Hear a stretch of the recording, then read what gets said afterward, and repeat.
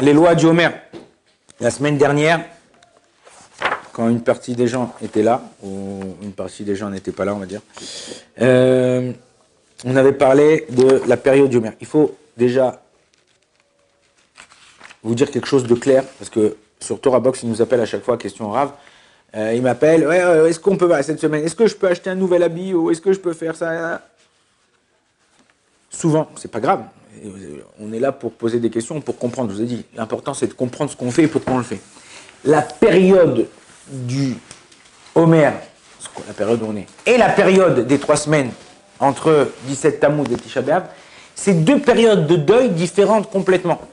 C'est quoi la différence? Là, on a perdu les 24 000 élèves de Rabbi Akiva, et là, on a détruit le Beth Amikdash. 2 secondes, ok? Je vais vous poser une question à chacun, comme ça va rester gravé dans la tête.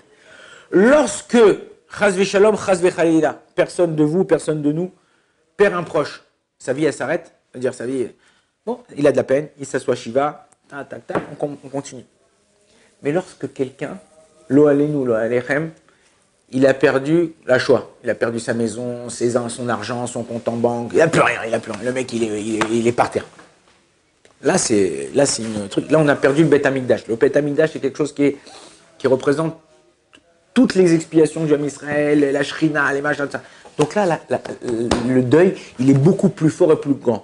Dans la période du Homer, d'après la Kabbalah, okay, d'après le Harizal, d'après le Ben Ishraï, d'après tout ça, tout le deuil qu'on a, c'est pas un deuil d'après. C'est quoi? C'est une période de din, une période de jugement, de savoir comment on va se comporter, de savoir qu'est-ce qu'on va faire pour recevoir la Torah. Donc en vérité, c'est pour ça qu'on ne se coupe pas les cheveux, parce que les cheveux, d'après la Kabbalah, c'est le din, c'est le jugement. Le cheveu, c'est un poil, si vous l'enlevez, regardez au microscope, c'est un poil qui est plein.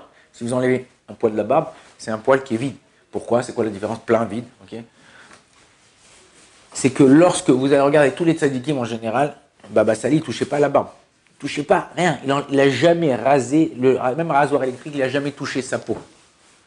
Une fois, il y avait un type, Baba Sali dit, il faut que tu fasses grandir, il faut que tu laisses pousser la barbe. Il dit, ouais, mais truc, et tout, il revient le voir et tout. Il dit, ah bah Salé, ma femme, elle veut pas. Il dit, viens avec ta femme. Il revient avec sa femme. Baba Sali lui dit à la femme, il dit, ou tu laisses pousser la barbe, ou c'est ta barbe qui va pousser.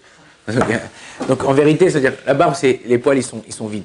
Ça attire sur nous le shefa. Quand tu as un tuyau, ok, tu peux faire passer à l'intérieur quelque chose. Mais quand c'est une barre de fer, c'est comme c'est une barre de fer, tu ne peux pas la bouger, il n'y a rien, tu ne peux faire rien. Akadosh Baruch Hu, il nous donne chaque jour un shefa, chaque jour une abondance. À nous de savoir l'utiliser. Maintenant, la période du Homer, c'est une période qui est considérée comme une partie, on va dire, parce qu'on a perdu les 24 000 élèves de Rabbi Akiva, c'est une période où, oui, c'est un peu considéré comme un deuil. Maintenant, dans cette période-là, on a dit qu'on doit certaines choses, ok, de faire attention, c'est de couper les cheveux. On avait dit de couper les cheveux, couper la barbe, ok, ça. Mais il y a certaines personnes ou certains cas où on peut se couper les cheveux. Ouais. Les femmes et les enfants, d'abord, ouais. Les femmes et les enfants, c'est eux, ils peuvent se couper les cheveux, ok. Pendant le Homer, une femme, si elle veut aller chez le coiffeur, elle peut aller chez le coiffeur. Elle veut se faire les ongles, elle veut s'épiler, elle a le droit d'être. Un enfant, tant qu'il n'est pas arrivé à la bar mitzvah, tu peux lui couper les cheveux. Maintenant, s'il il étudie dans une école ou dans un truc, c'est religieux, machin, et pas tout le monde connaît la halakha. Moi, une fois, j'ai un fils qui a 9-10 ans, je lui ai coupé les cheveux pendant le Homer.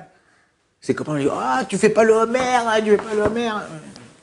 Et Homer toi-même, dis-moi, le Homer, au niveau des enfants, il n'y a aucune obligation. Un enfant, même regardez, je vais aller plus loin au niveau de la halakha. Lo alenu, lo alechem. Un papa, il est décédé. Il a laissé 3 enfants. 2 de 20 ans et un de 10 ans. Celui de 10 ans, le lendemain, il va à l'école. Un enfant ne prend pas le deuil. On lui déchire l'habit, il dit Kaddish, mais il ne s'assoit pas Shiva. L'enfant, il n'a pas la conscience.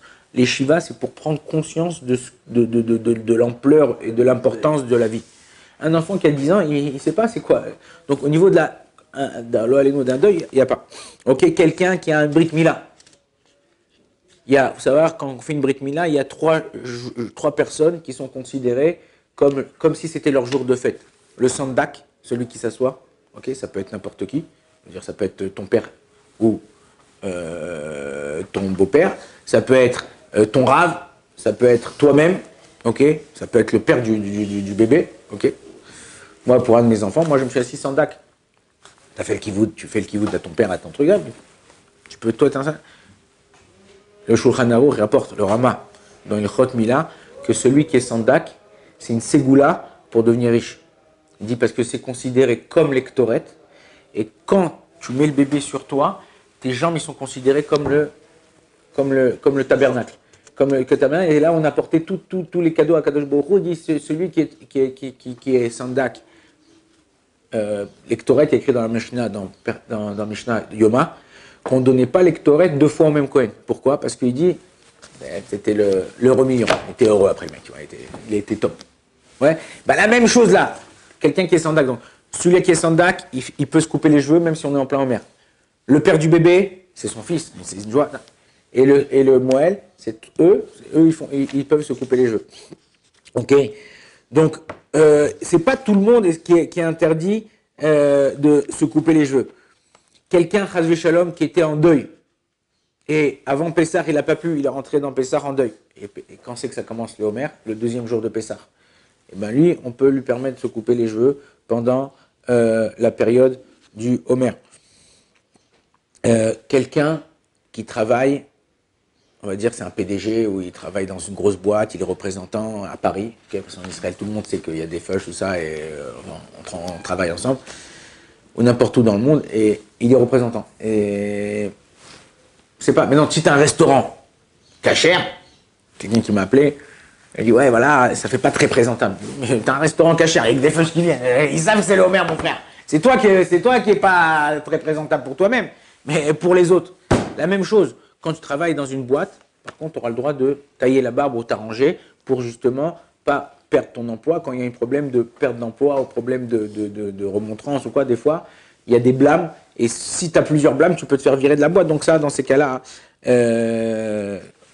troisième possibilité, on peut se raser, on peut se couper les cheveux quand on a des problèmes, certains problèmes de santé. Il y a des personnes qui ont de l'eczéma, chas v'shalom, ou du psoriasis, tout ça. Des fois, ça attaque le cuir chevelu, des fois, ça attaque la barbe, parce que quand ça pousse, ça peut faire des problèmes. Ou il y a des fois des poils incarnés. Des fois, quand il y a un poil qui pousse et qui repousse dans le même endroit, il rentre dans la peau, ça fait du pu. Dans ces cas-là, tu as le droit. Il fait quelqu'un qui fait une opération. Quelqu'un qui fait une opération, souvent, on lui opère une partie. On a le droit d'opérer, il n'y a pas aucun problème. Par exemple, est-ce qu'on a le droit de se raser le torse, ou un homme, se raser le torse, ou se raser en dessous les bras, ou quoi que ce soit? Ça dépend où tu habites. Le Shulchan Aruch, dans Yoredea, dans le Chot Kukot Agoim, ou dans Siman Kouf Pe Bet, dans le Shulchan Aruch, là-bas, qui parle de tout ce qui est Maaseh Nashim, ça veut dire pas faire comme, qu'on n'a pas le droit de s'habiller comme une femme, on n'a pas le droit de se maquiller comme une femme, tout ça. Si dans où tu habites, c'est la façon de faire, ok, eh ben, tu as le droit de le faire. C'est pas un interdit au niveau de la halakha. Il y en a qui font le laser là, il y en a qui font le laser là, il y en a qui font le laser là, il y en a qui font laser autre part. Ok, chacun, encore une fois, tout ça. Maintenant, tout ça, c'est des lois qu'il faut savoir qu'au niveau de la halakha, quand c'est le Homer, il y a certaines choses qui sont permis. Au niveau de la Kabbalah, en général, c'est selon le minag. C'est un minag, c'est pas une halakha. Même tout ça, le période du Homer, c'est un minag. On se coupe pas les cheveux du premier jour du Homer jusqu'à Shavuot. Veille de Shavuot, ils se coupent les cheveux. Ok, ça c'est ceux qui vont, ça va d'après le Ben Ishraï, d'après le Harizal. Certains Tunisiens, les Djerbiens en général, même les Tunisiens qui vont d'après le Ben Ishraï en général, ils font comme ça. Mais c'est un minag. Si tu veux annuler ce minag, ok, tu savais que c'était un minag, c'était pas la halakha, tu fais un tarat nedarim. Si tu crois que c'était une halakha, t'as pas besoin de faire un tarat nedarim puisque c'est une, comment ça s'appelle, c'est une erreur que tu faisais avec toi-même. Tout ce qu'on a dit que les personnes qui pouvaient, pratiquement tous, en tout cas celui qui a une bride, tout ça, s'il va d'après la Kabbalah, alors il ne se coupera pas les cheveux jusqu'à avant Shavuot, même s'il a son bride.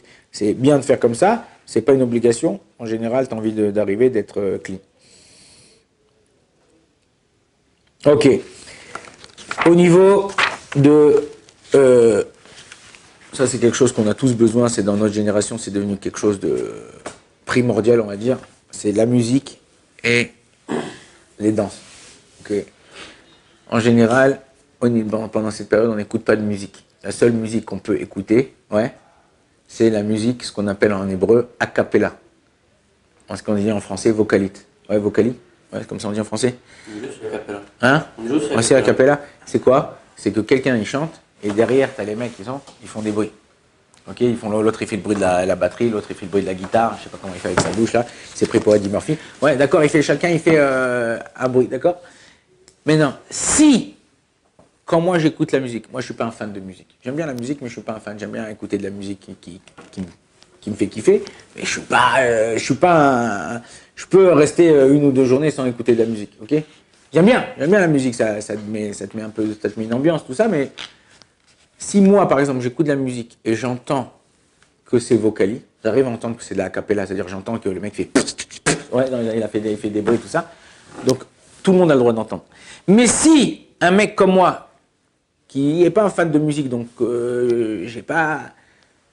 j'arrive pas à voir, j'ai l'impression, des fois je sais que ma fille à la maison, quand elle met de la musique, j'entends, t'as l'impression que c'est vrai, c'est vrai. Ben ça c'est pas bien de faire ça. Pourquoi? Quelle est la différence? Si, des fois c'est tellement bien fait aujourd'hui avec les ordinateurs, les machins, les trucs, tu arranges la voix, que sa voix elle est un peu plus allongée comme ça fait un peu plus machin, ça. Ça s'appelle pas que t'écoutes pas de la musique, ça s'appelle que t'écoutes de la musique. Ok? Donc il faut faire attention à toutes ces choses-là, de la façon où c'est fait. Danser pour danser ou quoi que ce soit, non, on danse pas cette période où on danse pas, on fait pas de rôle. Quand il y a une mitzvah, ok? Brit Mila, Pidyon Aben, si tu as l'habitude, ou si ou Masechet, tu as l'habitude de danser, ouais, tu as l'habitude de chanter, des trucs et tout ça, et tout, alors dans ces cas-là, tu pourras le faire. Mais sinon, tu ne pourras pas le faire. Baruch Adonai l'Olam, Amen, Vamen.